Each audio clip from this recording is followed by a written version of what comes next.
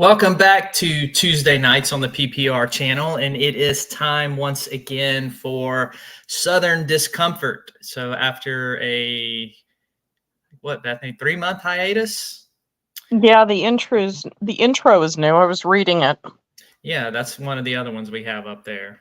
So after a 3 months hiatus, we are back live streaming into whatever device you are watching us on right now, on the PPR channel, the Yo Baby channel, Facebook, and Twitter.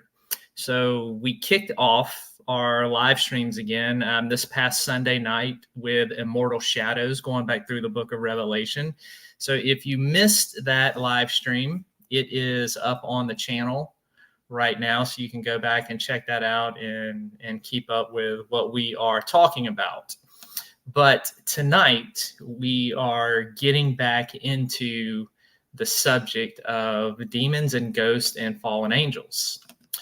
But before we do that, Bethany, I totally forgot to do your clown farting intro.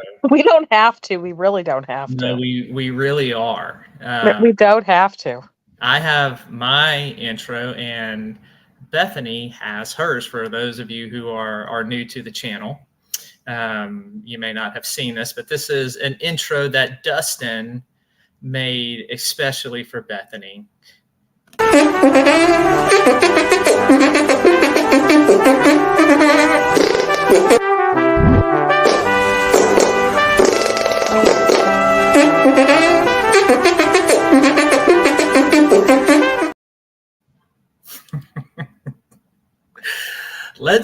Let's give a little background about the farting trumpets. You want to do that, Bethany, or you want me to?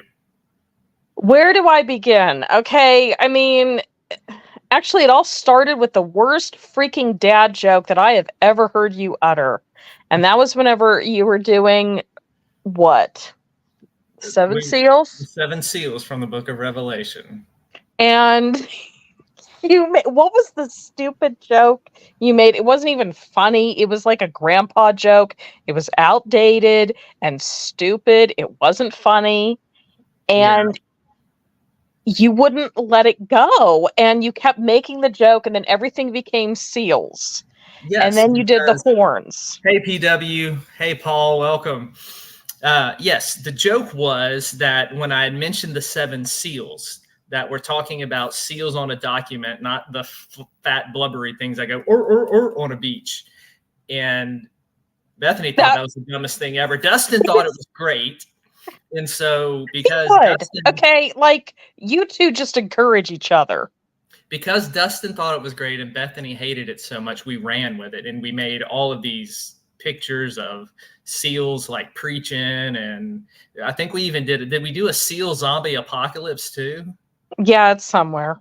Yeah, and then we got to the 7 trumpets, and so we had to figure out something to annoy Bethany with the 7 trumpets.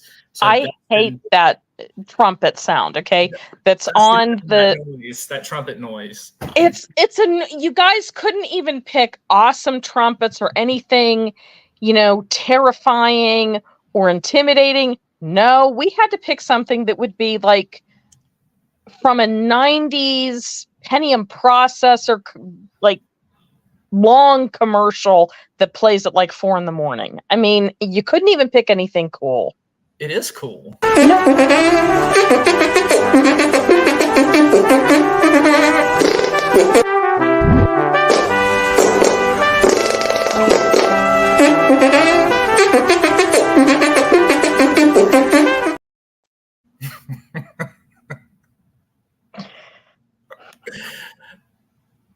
I have no words. I'm going to play it at random times when you're talking.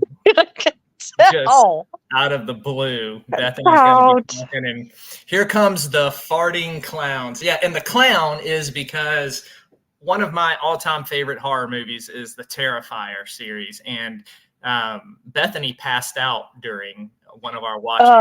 I can't do gore horror. I love gore horror, but the ick factor just ugh. So we got on the creepy clown kick. PW says she likes the one with the picture of me and the unicorn. Let me see if I can find that one. Let's see if it's still on there. I don't know. I haven't Oh, been I on love the that one. phone. Yeah. Oh, yeah, here it is. This the one you talking about, PW? That should be your Affy. Oh, that is awesome. And then there was this one. That right there is your personality to the letter, to the T. That is you. Just this overactive toddler giving the finger. That's you. Just Yeah, I mean, pretty much. yeah, just gigantic man child. Yes, yes, yes. I never grew out of it, and I'm 45 years old, and I probably never will grow out of it. No, you won't. I won't. Now, I will say this, Bethany. You're going to be really disappointed about what I'm about to say. I told Why? everybody on the last show that one of the reasons I had to take such a long hiatus is I was in the middle of a move. Our landlord was selling the house we were renting in. Happened all of a sudden, so we had to get out and find a new place and all that stuff. So I got settled and moved into a new place. But during the move, Bethany, I cannot find the sock puppets anywhere. Yes, yes. Thank God. Did Emma throw them away for me? No, I don't know what happened to them. Yay! The sock puppets. We had sock puppets on the show. You did, yeah. You went all out on yours. Mine was a sock that you drew on with a crayon and then glued on a dollar store bag. That's what you think of me. That was. I can't find them, so I'm gonna have to make more. No, another Zeke Freaky and Burn It Beth. And you couldn't even get creative. Yours will look all cool. Mine will look like you like a dumpster dove in the back of a Dollar General. Well, if you want this time, I mean, your hair's going to be a different color, but like I used the Dollar General bag because it was yellow for your blonde. If you want, I can use a Walmart bag. That's a step up. It'll just be like blue or white. But my hair is not blue or white. I know. That's what I'm saying. So I'll have to use a Dollar General bag again. Couldn't even. You used yarn on yours. You even gave it eyes. You just used a freaking crayon. It wasn't even Crayola either. I glued the little wobbly eyes on yours. No, you didn't. Yeah, PW said I need to be more creative. That was creative. Using a Dollar General bag on a sock puppet. Who's ever done that before? Hey, Dustin's here. Just in time, Dustin. I can't find my sock puppets from the move. I don't know what happened to them. So we're talking about making more, and Bethany's still griping about me using a Dollar General bag for her hair. That's what you think of me. No. Yes, I would like to look pretty. Thank you, PW. She gets it. Okay, I'll come up with something else then. Something else that's yellow. No, we're not. We're gonna ignore Dustin's comment. Moving on. Yeah, Dustin, you just missed it. I played her intro video. I'll do it again for Dustin since he missed it. Don't sigh like that. Why are you doing that? It's the horns. I mean, like, just ugh.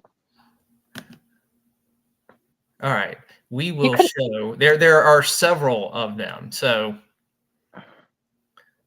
you couldn't even show, like, you guys couldn't even pick awesome horns. It had to be. Let's do this one. Don't complain. Let's do the Jack in the Box one.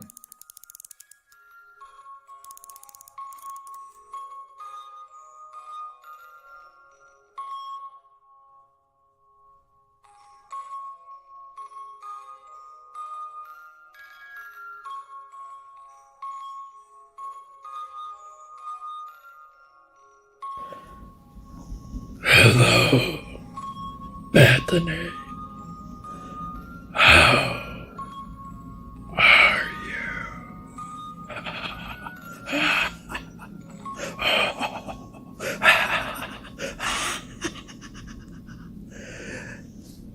Tiptoe through the tulips with me.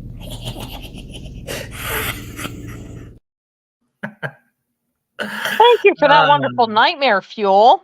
That Jack in the Box. Yeah, she does love them, Dustin.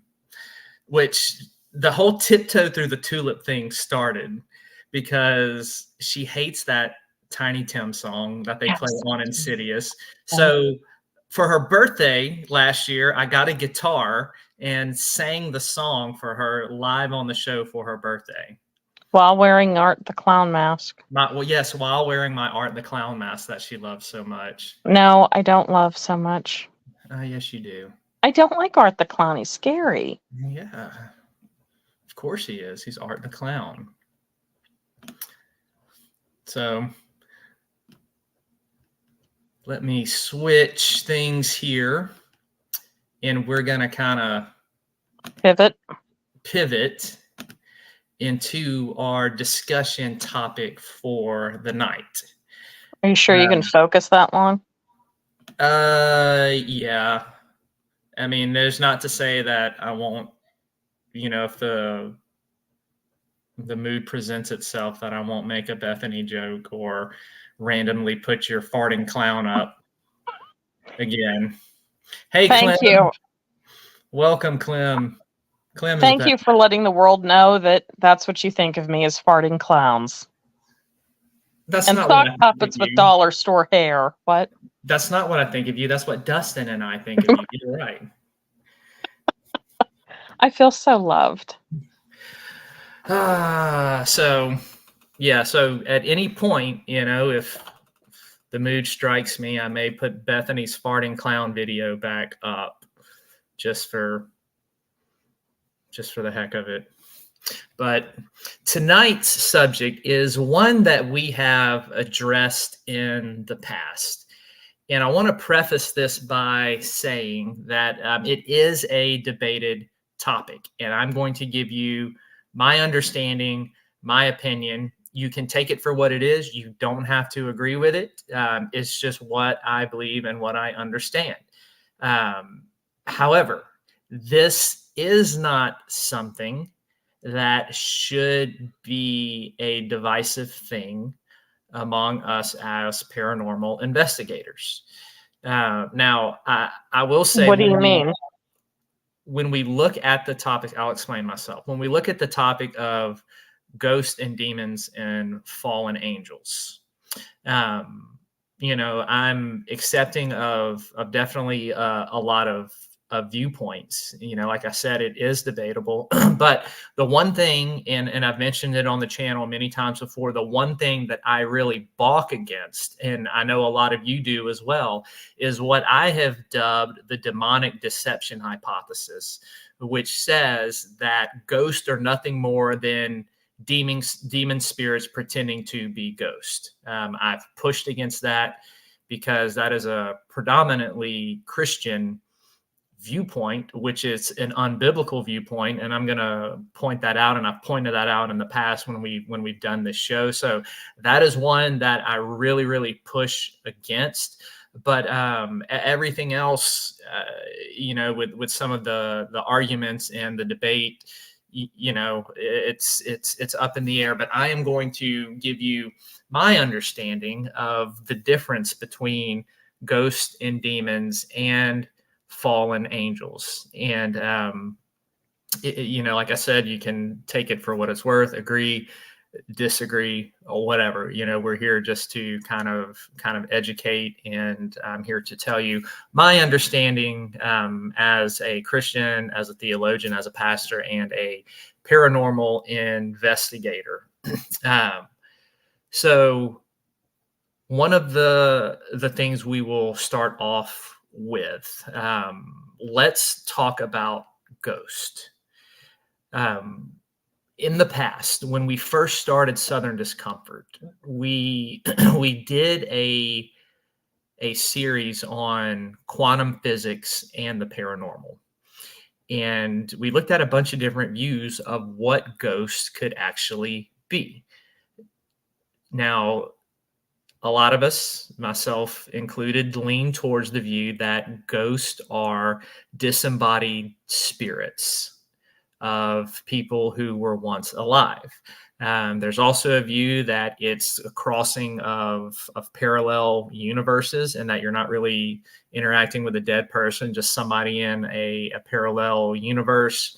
And ghosts that I'm talking about tonight, I'm talking about intelligent hauntings. I'm not talking about residual hauntings, because that's a whole different subject. So when I mention ghosts tonight, I am talking about spirits. I'm talking about an intelligent type of haunting. And for those of you who may be new to the paranormal, an intelligent haunting is when you have a spirit that actually interacts with the living. Residual haunting is just kind of like a scene that plays over and over and over again. For example, if you have a type of haunting that takes place where you see a creepy old lady walking down your hallway at 2:02 a.m. every night. They don't see you. They don't notice that you're there. You can wave your arms. They kind of seem off in another world. That is a residual haunting. An intelligent haunting is one that will interact with the living, that you can get, not that you can't get an apparition from a residual haunting, but you can get apparition photos. You can get intelligent hauntings on EVPs. Intelligent hauntings a lot of times will include some sort of poltergeist activity. So when I talk about ghost, I am speaking about an intelligent haunting.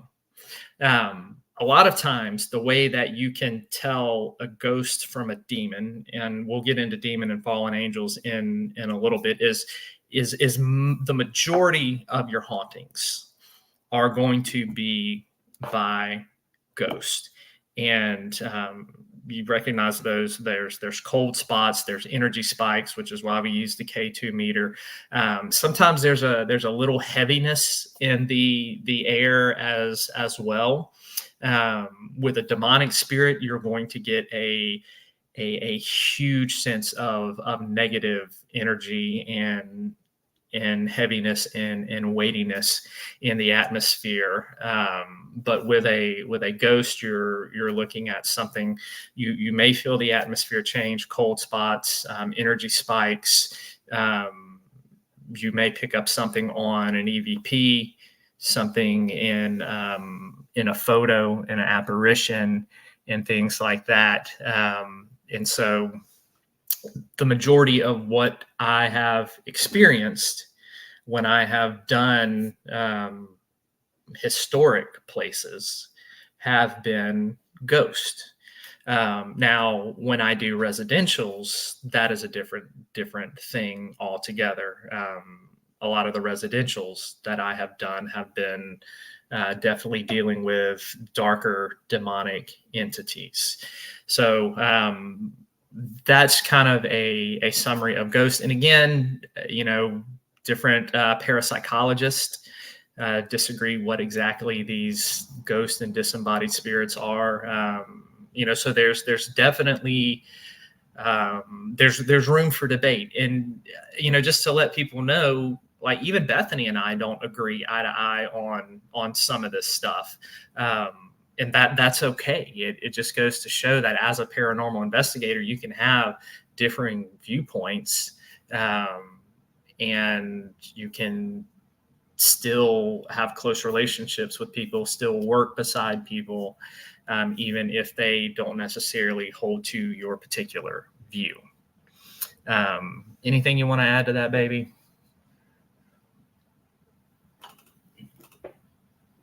Blondie. 1 second. She is tied up with something. No, I really don't have anything to really add, other than to back up what you've said, that, a lot of A lot of this, I think, would come down mostly to someone's experience. Yeah, it will come down to your experience and then your studies and your belief about what you think ghosts are. Right. So if you have a viewpoint where you're not much into the religious or spiritual aspect of ghost, you may find the idea of quantum physics and parallel worlds crossing over that may be more appealing to you. The fact of the matter is that this phenomenon is out there, and we're all kind of groping to understand it and put it in a paradigm that we can work with. So the next thing I want to do is that's ghosts. The next thing I want to do is I want to look at fallen angels and demons. Now, my opinion is that fallen angels and demons, I've talked about this in the past on the show, these are two separate categories. For the longest time, this idea that demons were fallen angels, this was the predominant view that was pushed by every Christian denomination, by Catholics, Baptists, Charismatics, Pentecostals, Orthodox. However, though it is a popular view in the United States, this has not always been a popular view in Christian history. And I'm going to explain that here in just a second. I have some slides that I want to put up. So if demon spirits are not fallen angels, and I'm going to explain, in my view, why they are not, what are they? So first and foremost, let's look at a couple differences here. Just let me check the chat real quick. Make sure I haven't missed anything. I am going to be going back and forth between the chat just to make sure that I don't miss any questions, because like on the StreamYard thing here, I have to switch off to the comments to pull up the slides. But this first one, this is a screenshot of some things that I have written, what we know about angels. And what we know about angels, whether they are good angels or fallen angels. I'm drawing all this from a Christian and Jewish perspective. Angels have a spiritual form, but they have the power to come down in bodily form. We see this in the book of Genesis with Abraham. We see this in the book in Genesis as well with Lot, when the angels come down to pull Lot out of Sodom and Gomorrah. We see this with Gabriel, the angel, when he appears to Mary. These angels take on a human-like form, but especially in the book of Genesis, they look like two men. So this means that angels, whether good or fallen, that there is no need for them to seek bodies to possess or to inhabit. Number two, angels, both good and evil, have the power to go back and forth from the heavenly realm to earth. Though now the evil angels have lost access to God and are cast down to earth. That comes from the book of Revelation, chapter 12, which is something we're going to get to in a couple weeks. That scene there of the war in heaven and Satan and his angels being cast out of God's throne room. Demons are never shown to have had this power. Demons usually are either possessing people in the New Testament, or they are living in the waste places in the wilderness. And that's something we talked about in the book of Enoch in the past, and how the spirits, the demons, were believed to dwell in the wilderness, in the waste places, that the demon spirits roam the earth. Angels are not limited in their mobility. Number three, Satan has the ability to transform his appearance into an angel of light. So we can assume that other fallen angels had this ability, since some of them were powerful sons of God. The sons of God, I've talked about in the past on the show. These are the Watchers. These are the real class of fallen angels from Genesis 6 that came down and had relations with the daughters of men. These were the ones, according to the book of Deuteronomy, that they had rule over nations. These same beings are mentioned in the book of Daniel as well. These are the beings that Paul refers to as principalities and powers. So fallen angels are very powerful beings. They have more of this ruling and messenger style of service that they do. Beings like Satan and the glorious ones are not to be rebuked by humans, but rather we are to call upon the Lord to deal with them. That's found in Jude 8-9. That's different. Demon spirits, we are given power and we have the ability to rebuke them. The lake of fire, according to Jesus, is said to be for Satan and his angels.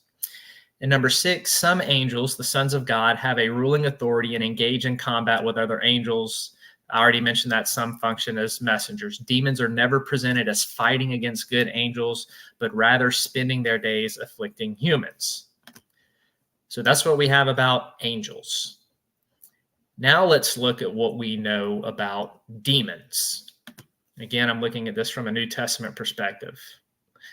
The gospel writers presents demons as needing bodies to inhabit, and that they will oftentimes settle for animals. Demons are never called angels or fallen angels, but evil spirits or unclean spirits. In Matthew 25, Jesus says that the lake of fire is for the devil and his angels. It's telling that he uses the word angels here, and he doesn't use the word demon, which is very common in the Gospels, and he doesn't use the word unclean spirit or evil spirit. He uses, like he does elsewhere, he uses the word angels because it is a different class of being, because Jesus is not referring to demons here, but to fallen angels in that passage of Scripture. Demons possess, control, and afflict people. Demons have unusual physical strength. A lot of times, this unusual physical strength is because there are multiple ones infesting a body. Demons have limited mobility. We spoke of that. They're presented as walking and wandering through the desert, seeking a place of rest. Demons can be directly rebuked and cast out, and demons also have the ability to deceive. So, demons and fallen angels are two different classes. In paranormal investigation, you are never going to deal with a fallen angel.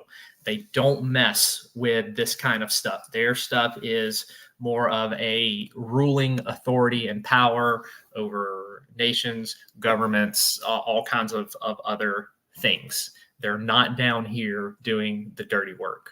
That is what a demon spirit does. Okay, so fallen angels are not demons.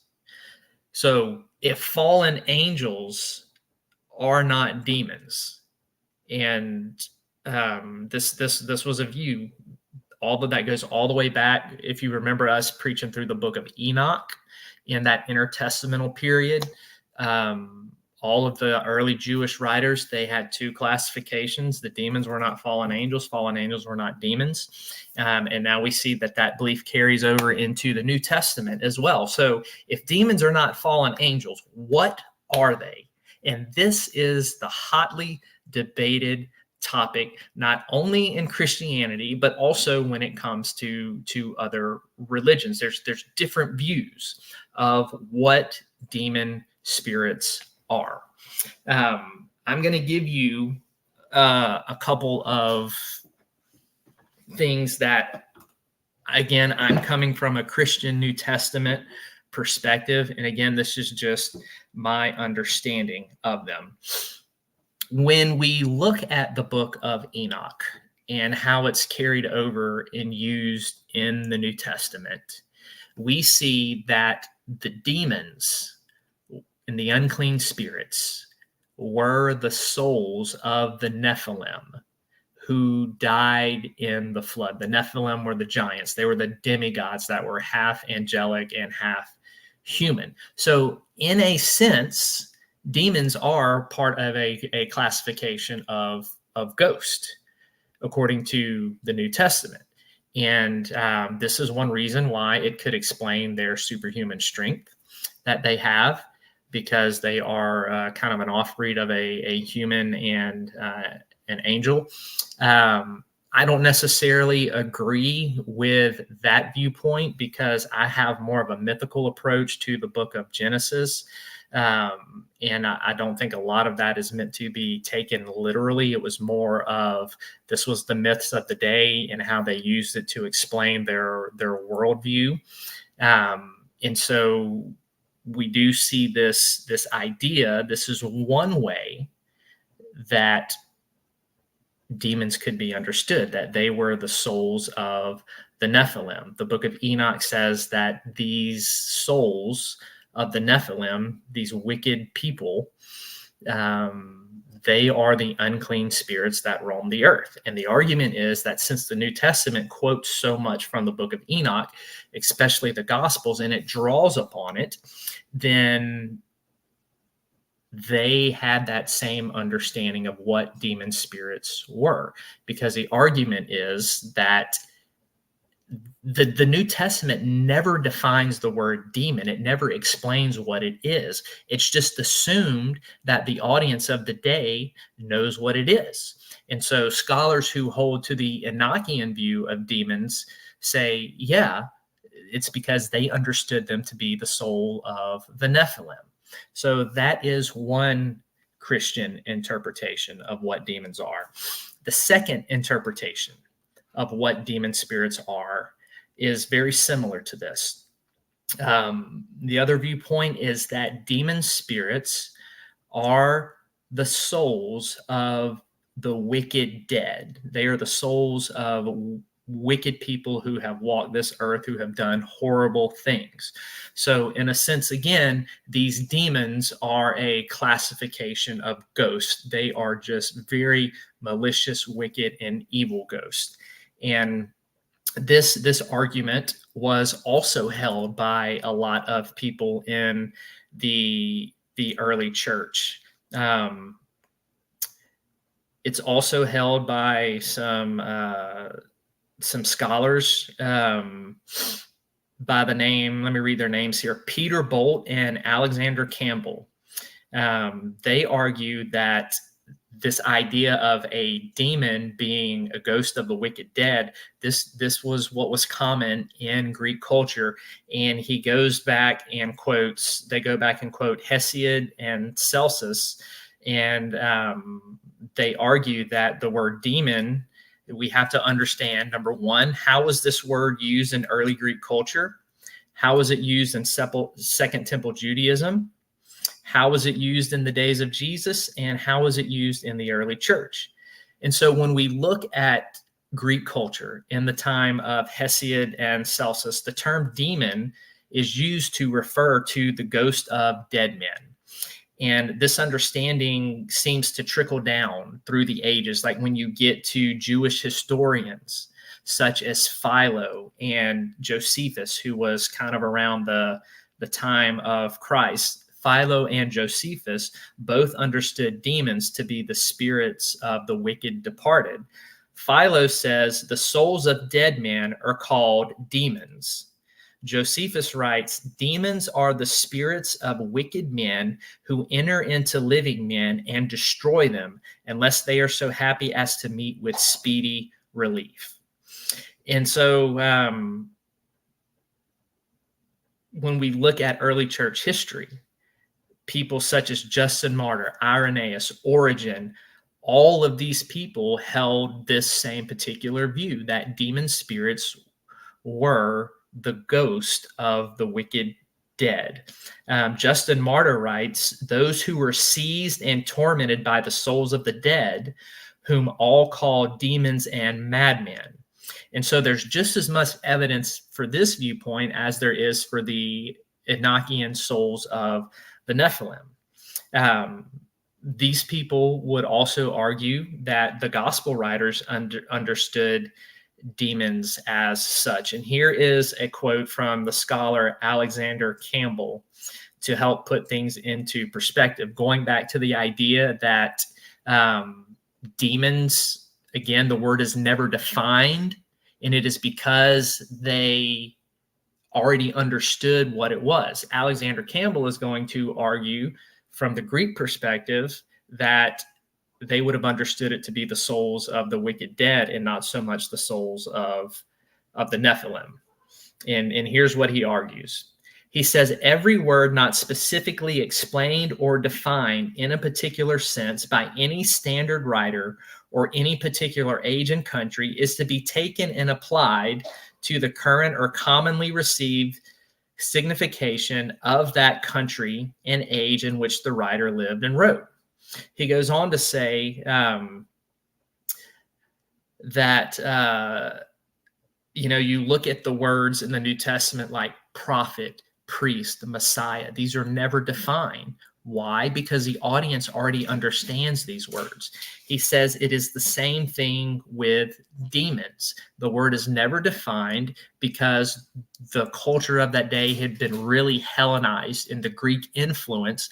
And so they would have understood demons to be spirits of the wicked dead. So that is more of the view that I lean towards, is that these demon spirits are just very, very wicked people who had once lived and roamed the earth. Again, that's debatable. Some paranormal investigators don't believe that. Some paranormal investigators believe that demon spirits are non-human spirits, that they're fallen angels. Some of them believe that demons are the souls of the Nephilim, like we had mentioned as well. So this is kind of what we are left dealing with here. And when you look at encountering demon spirits, demons really like to operate incognito. Behind the scenes, they will try to go after your emotions, your minds. They will go after any weaknesses.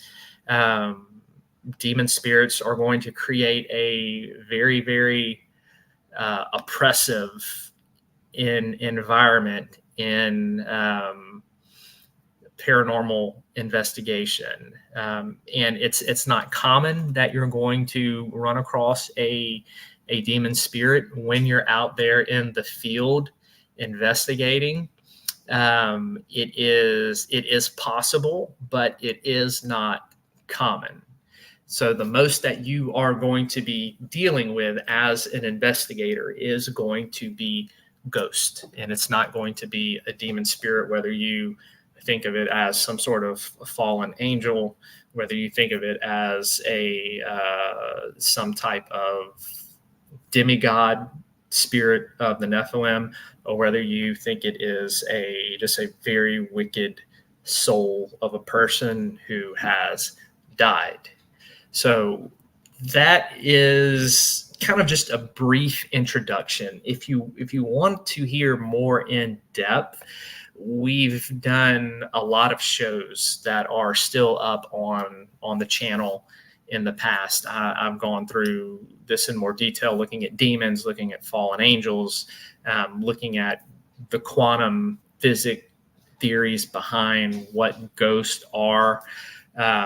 And, if there's still enough interest, we may go and revisit those topics, but they are up on the channel. If you go back and look, Dustin, I think it was like in that period of the first 10 or 12 shows, we talked a lot about those particular things. Demon spirits, Paul, they like to oppress. Like possession is a phenomenon that I do believe is real. It's rare, but it is real. Like I said, most of the time when we looked at that little chart there, demons like to deceive. They like to exploit your weak areas. They can definitely cause emotional and mental distress if you encounter one. And so they work a little bit more incognito and through those type of outlets in my experience, for sure. But even when you go out in the field and you investigate, you do have to be aware. You do need to be on guard because, like I said, even though it's not common, it's always a possibility that you could encounter something dark. So you need to be alert. You need to be on guard. You need to be mentally and spiritually prepared because anything can happen when you go out there. So, Bethany, do you have anything to add to that? No. No. This is one of those topics, and again, he and I have very different beliefs and ideas and whatnot. Yep. And like I said, that is perfectly okay. This is just more information about the subject for you to look and study on your own. I will recommend a resource that kind of gets into everything that I talked about. I'm going to put it there in the chat. These two books.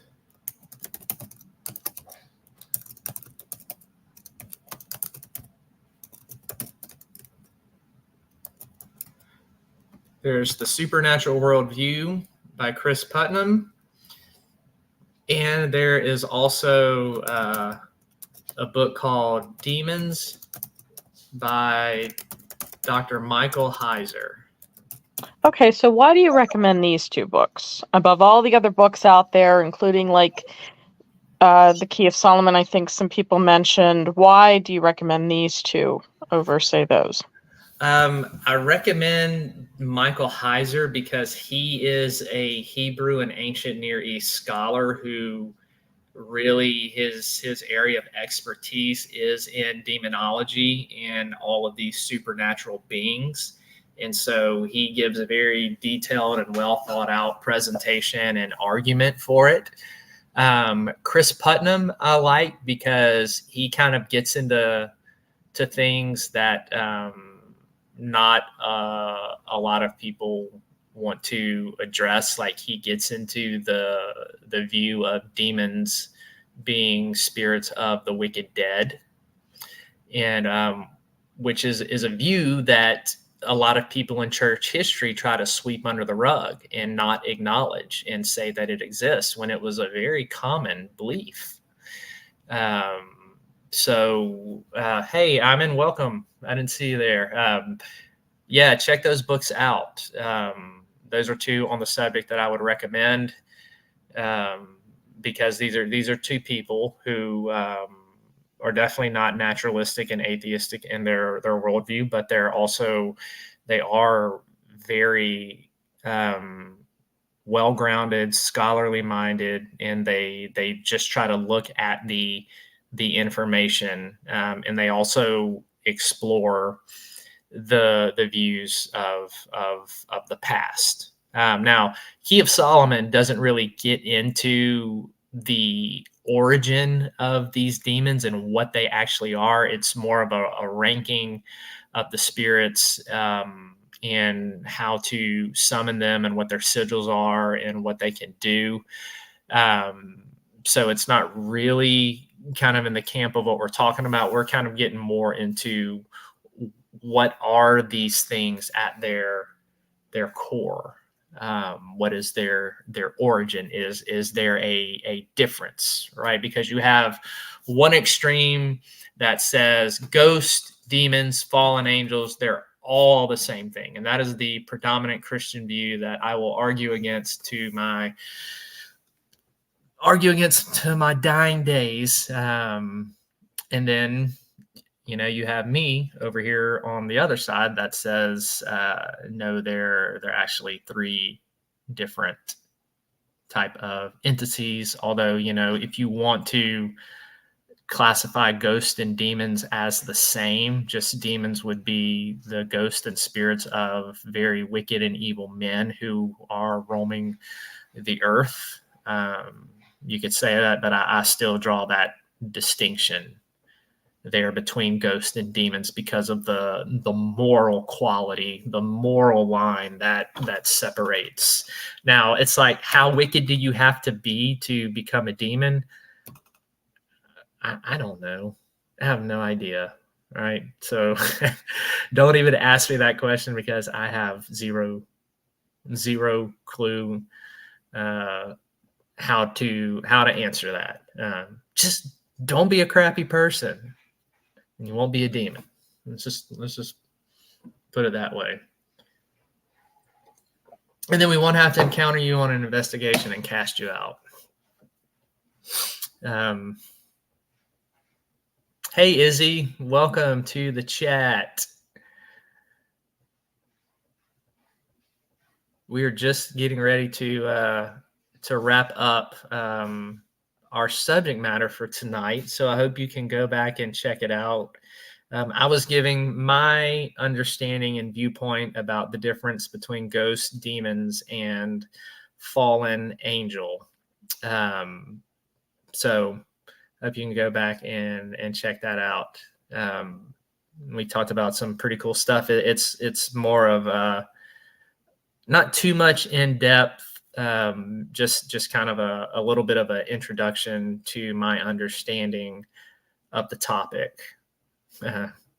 Yeah, CPW agrees. Don't be a crappy person. You won't become a demon. Blondie, you got anything? No.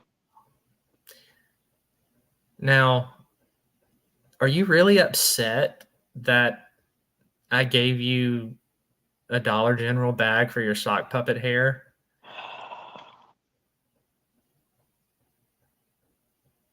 No. Are you going to haunt me and be mad at me over that? Keep in mind, my parents are dead. I could easily ask them to haunt you. So think about that. Yeah. Have a conversation with them and tell them, hey, you really need to do something about that Blondie. I always wanted to use that joke. Well, now you got a chance to use it. Does it make you feel better? Do you feel like you've accomplished something with your life? I do, and actually they would have found it funny, so. Okay. Well, good. That's good to know that the dead would have found it funny. That's good. Hey, they both had some really good sense of humor when they wanted to. Well, they had you, so they had to have a sense of humor. That came out way wrong. What did you say? I'm sorry, my oldest came down. What did you say? I said they had you, so they had to have a good sense of humor. Very funny. That's not what I meant. I know it Yeah. that way, but I was meaning that your sense of humor is good, and I love it. So I wasn't like using that as an insult, although it came out as an insult because I don't know how to say anything without it coming out that way. Well, this is like the one time that I said that you couldn't go a whole day without insulting or making fun of me, and I think you lasted all of 5 minutes. Was it even that long? No, it wasn't even that long. I thought it was about 2 minutes. I just gave up. And I didn't even mean to. It just came out. Yeah. No, tonight's subject, I'm quiet. I'm mostly just listening. Again, it's my experience. Everybody's going to have an opinion. Everybody's going to have something that they feel is the truth. to me, it's an individual. It's an individual thing, but why I like listening to you is because you have how many degrees? I have 3 theology degrees, baby. Yeah, that's Um, yeah. So yeah, Now, did you finish your thought about what some scholars, biblical scholars, will try not to believe? Did you finish that thought?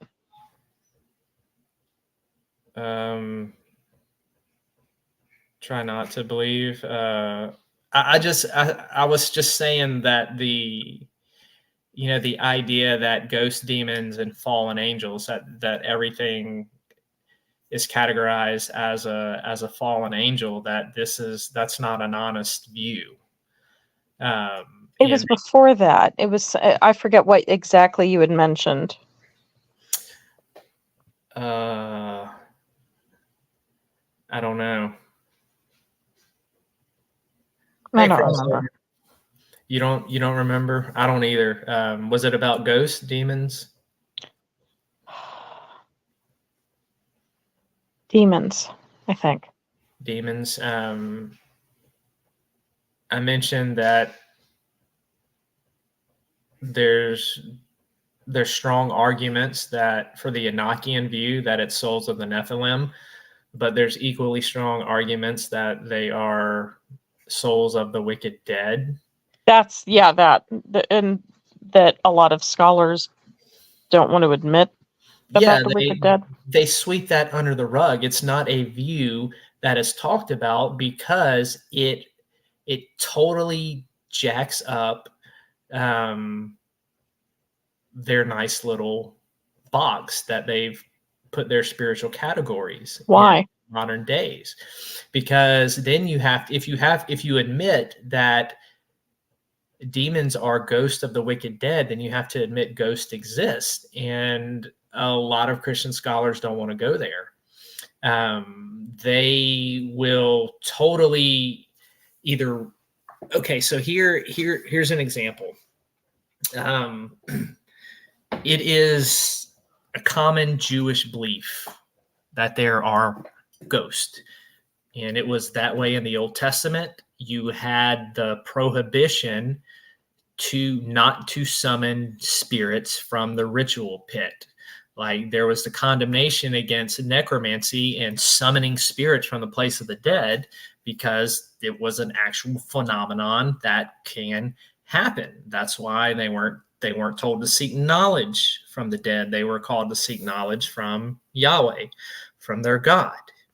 The other thing is you have a scene of this practice being done with King Saul, going to the witch of Endor, and she calls up Samuel's ghost from the place of the dead. And Hebrew scholars, even today, they still say there is nothing in the text that indicates that this is anything else other than Samuel's real ghost. But mainstream denominations, everything that's preached in the pulpit, everything that's written by popular pastors, and it has been this way for years, will try to say, well, this was just a demon pretending to be Samuel's ghost and this and that. And scholars are like, there's nothing in the text that indicates that. Everything in the text indicates this was Samuel's real ghost. Then in the New Testament, you have Jesus walking on the water in one of the scenes in the Gospels. The disciples see him and they're like, it's a ghost. And Jesus is like, no, it is I. Jesus doesn't tell them, hey, ghosts don't exist. And if that's not enough, when Jesus appears to the disciples after the resurrection, he doesn't come to them and say, hey guys, ghosts don't exist. He says, look at me, touch me. A ghost does not have flesh and bones. And then you have Jesus on the Mount of Transfiguration talking to the ghost of Moses and Elijah. So ghosts were a part of the Hebrew and Christian tradition when it comes to spiritual beliefs. And it's always been that way. And all throughout church history, you still had people like I just mentioned, Justin Martyr, Irenaeus, Origen. They all believed in ghosts, and they believed demons were the spirits of the wicked dead. And then you had another camp that believed they were the souls of the Nephilim. So there was always this classification that demons were something other than fallen angels. However, it wasn't until a lot later with Augustine, and then with when church history after Constantine, and it really got politicized, and it started moving into the Roman Catholicism, and then in the Middle Ages and the medieval period.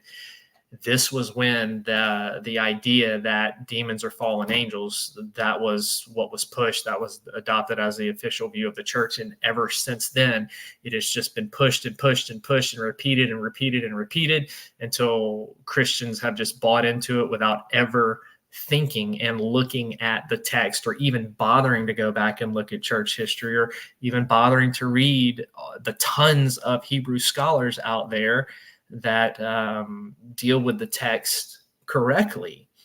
So it's this idea that there are other classifications other than fallen angels is just totally swept aside. And then people like me who bring it out, we're called crazy, or that we're twisting the scripture, or that we're demonic, or we're heretics and this and that.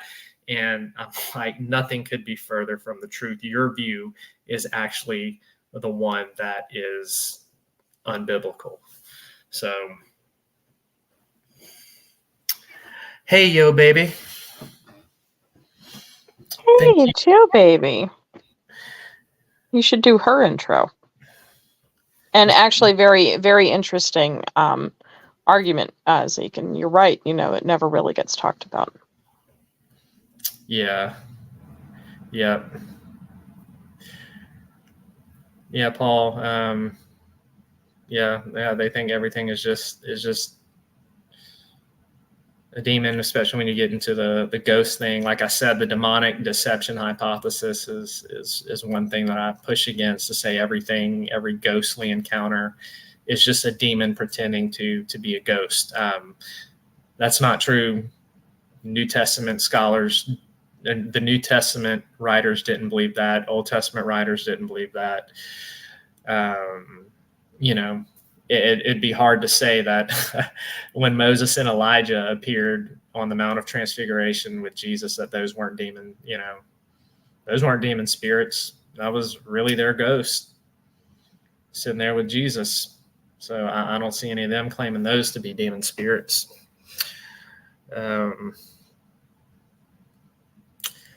So that's just my 2 cents, but what do I know?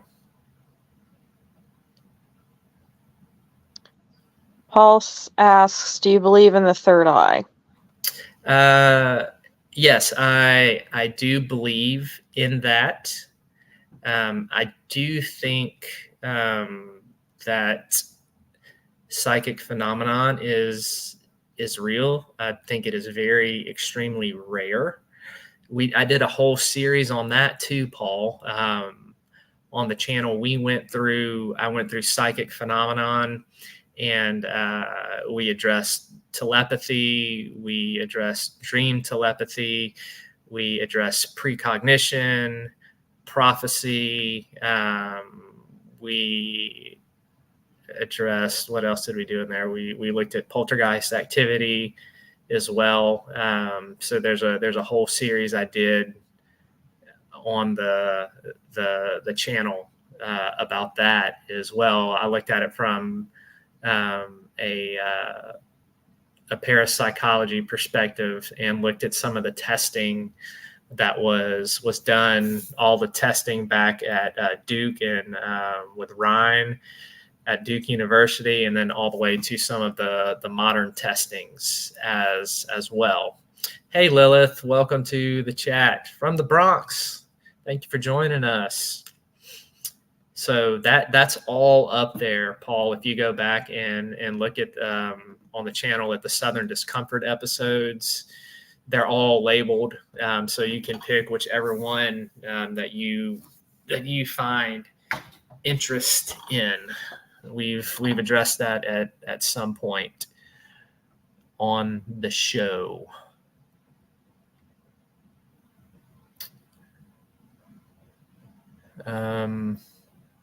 But yeah, so that was tonight's topic.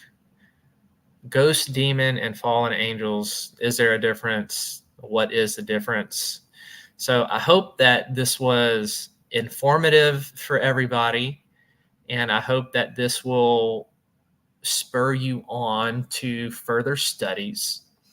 Like I said, the two books that I recommended that deal with this topic that I think is very well done is Chris Putnam's The Supernatural Worldview and Dr. Michael Heiser's book on demons. It's just called Demons. Those would be two great places to start to explore the views that I have presented tonight on the show. So we will be back on Sunday again for Immortal Shadows. That's okay, Tanya. We're glad that you came in and popped in. So we'll be back Sunday night at 8 Central, 9 Eastern for Immortal Shadows. Still going through the book of Revelation. I'll pick back up. We're going to still be looking at the two supernatural witnesses that we started talking about last week. So we'll wrap that imagery up Sunday night. And then Tuesday night, we will be back again for another episode of Southern Discomfort. Blondie, you got anything else? No. Anybody else before we wrap up? Any questions about tonight's topic?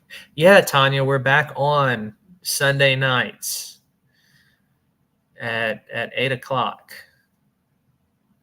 And Emma's singing again too, so she'll be singing. She sang some songs Sunday night, so pop on and hear her sing.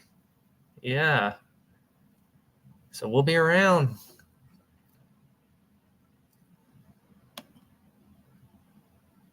Let's give it a chance. Any other questions? Before we go, I just wanted to remind everybody, I know I have been away for 3 months, but I know a lot of you out there were keeping up and reading the Southern Discomfort horror series that I have on Godless. The stories are 99 cents. So I just wanted to show you some of the ones that have been released lately. This was the one for March. This one is called The Tetramet, and it is in my Theodosia Tetramet universe. This one takes place in 1982, and it follows two teenagers who go back to the end of a road called Frenchtown Road here in my hometown of Central, and they stumble across the Tetramet cult while they are out there goofing around, and it ends really, really badly for them.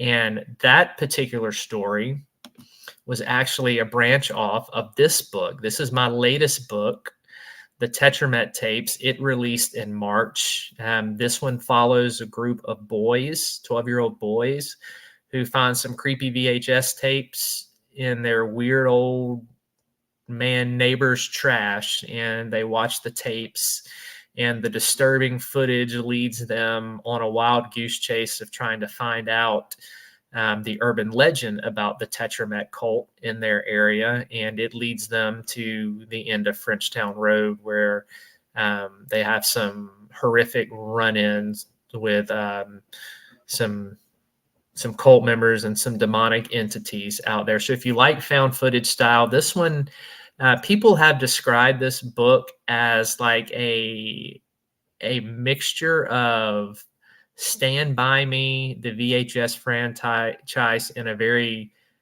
demented version of The Burbs. And so this story was a spinoff of one of the segments in the tapes from this book. And then in April, I released Bone Box. This is a voodoo style story that takes place in New Orleans about a young girl who is sick of all of the touristy fake voodoo crap in her city. And she's looking and searching to find the real deal. And she hears about a lady who has an authentic voodoo shop in an abandoned school there in New Orleans. So she goes to check it out, and she ends up purchasing a box made of bones. And she opens this box made of bones, and she finds a piece of paper in there and reads it. And then all hell breaks loose for her. And then in May, this 2-part story was released. This is The Exorcism of Ezra Fogg. This is a full-on exorcism story. It's written like the old school Penny Dreadfuls from the late 1800s, and it is Father Silas Fletcher. It is his account about him being summoned to the Manchester Monastery in England, where there is rumor that a man by the name of Ezra Fogg is possessed. And this is not like your normal possession story. It takes a very drastic turn. There's some real extreme body horror in this. There are some creatures in this. There are some fallen angels. There is a deep well underneath the monastery that holds a lot of forbidden secrets. There's also an ancient document that is discovered that nobody can read, and they're trying to figure out what it says and how to interpret it, because it holds the key to casting out the demon of Ezra Fogg. And on June 7th, part 2 will be released, the finale of this possession story. So all of those, all the Southern Discomforts are available on Godless, and Tetramet Tapes is available on Godless and Amazon. So that is... You have some questions in chat. Yeah, I'm getting back there right now. Let's see. I'm good, yo baby. How are you? I've just been busy. Okay. I see Paul. Would you say that this is the 3 categories of spirits, or are there more you guys discuss in the videos I have not watched? We discuss, I go into detail about the Watchers and the Sons of God. So there's some detailed videos about fallen angels. There's also detailed videos about Satan and who he is and his origin, which runs a little different than what is spoken from a lot of pulpits. And again, even though what I say goes against a lot of what's spoken in pulpits, when you study church history, when you look at modern scholarship, it is perfectly in line with that. So there's a couple nuances of my viewpoint that are a little different than what you normally hear proclaimed about Satan, but it is well in line with church history and in scholarship. And that's the thing, y'all. And this is why I do this show. This is why I do Immortal Shadows, because there's a lot in modern American Christianity that is just not what you hear coming on the TV shows and the pulpit is not what has been taught in church history a lot. And it's not what scholars believe. That's why we're doing the book of Revelation, because a lot of what is taught on TV shows and stuff like that is not the prominent scholarly and Christian opinion on these things. And so that's why I do this stuff, to try to educate people on what the foundation, what the history is, what scholars are saying, people who actually really dive in deep and study the text, and they're not just regurgitating something because it sounds good or because their pastor told them so. We also get into some of those videos. I think I talk about some of the different angels. I talk about some of the classification of angels, like the cherubim and the seraphim as well. When you look at what we do on the book of Enoch as well, I get into, we've done some stuff on Azazel, done some stuff on Lilith as well. So there's those videos will go more in depth than what we discussed here tonight, for sure, Paul. Let me see if I miss anything else in the chat. Oh, Tanya, the last one you bought was Bitch Bear. That was the one. For those of you who missed Bitch Bear, that was the one I wrote for Bethany. That was based on her teddy bear. It is she used to have a teddy bear named Clark. And so I ended up writing a story called Bitch Bear, which is about this little girl who goes to a Build-A-Bear workshop and makes a little Build-A-Bear. And the Build-A-Bear actually comes to life like a Chucky doll and wreaks some havoc.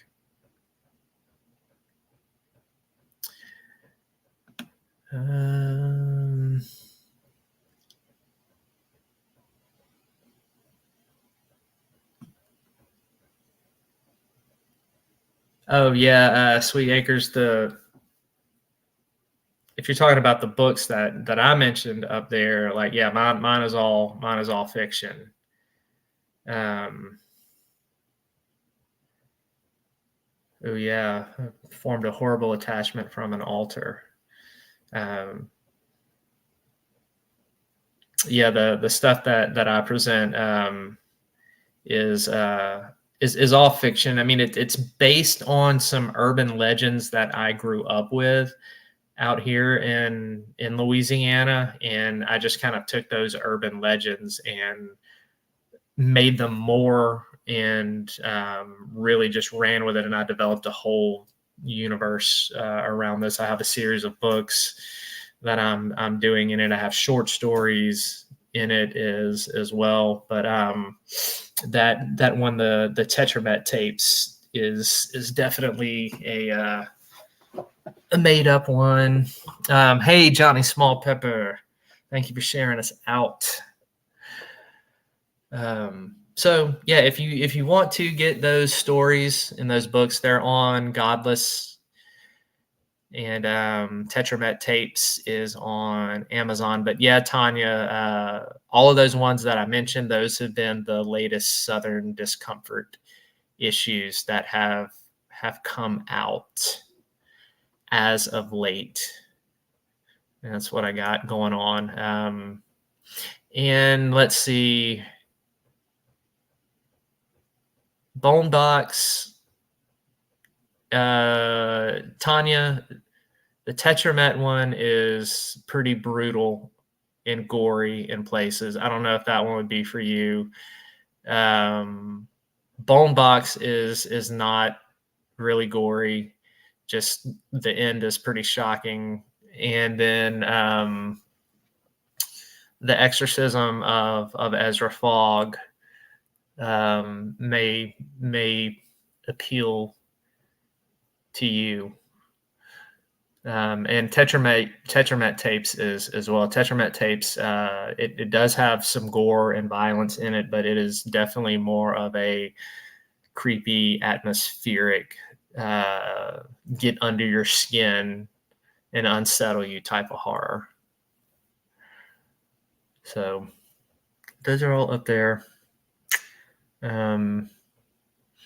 Well, we're going to go ahead and wrap up for tonight. Boo Bear, you got anything else?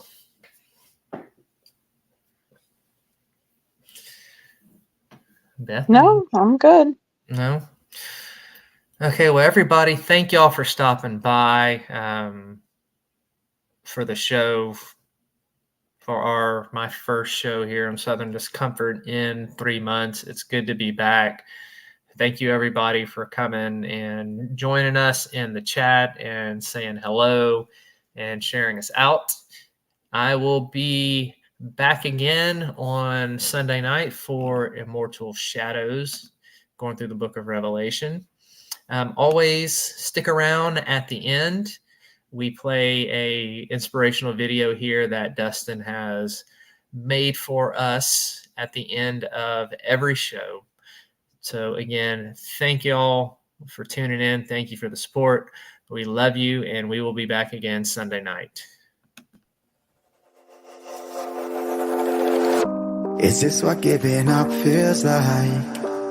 I don't know, I don't know. Tell me, have I lost my mind?